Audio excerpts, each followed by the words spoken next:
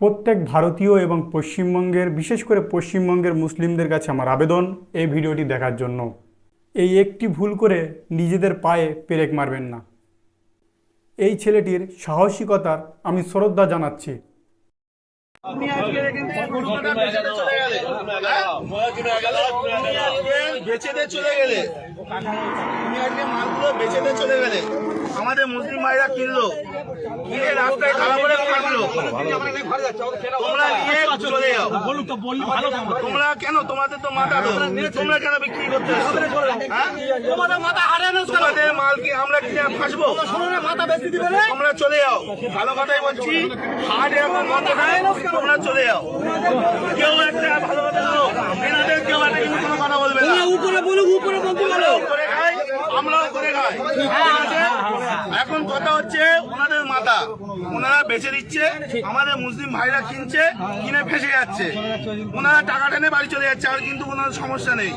সুতরাং কেউ একটা এদের কোনো কথা বলবে না, এনারাও করে খায়। কিন্তু তোমরা মানে কাকা নিয়ে বাড়ি চলে যাও। সরকার যতক্ষণ না নির্দেশ দিচ্ছে কি হবে, কেউ কোনো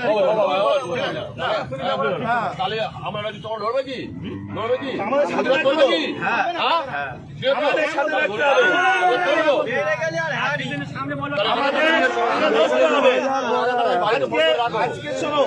আজকে ভারতবর্ষে এই গরু এক্সপোর্টে ইন্ডিয়ার দ্বিতীয় নম্বরে, আর আমরা আজকে করছি অপরাধ, আমরা করে ফেলেছি।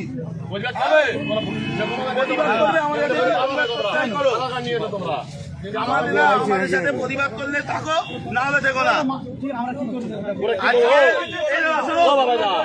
জানি না আজকে এই মাংস, গরু মাংস বাইরের দেশে এক্সপোর্ট হচ্ছে, আমাদের ইন্ডিয়া দ্বিতীয় নম্বরে। আর আজকে আমরা অপরাধ করে ফেলেছি, এর জবাব কেউ দিতে পারবে? সুতরাং টাকা নাম বলো, সঞ্জয়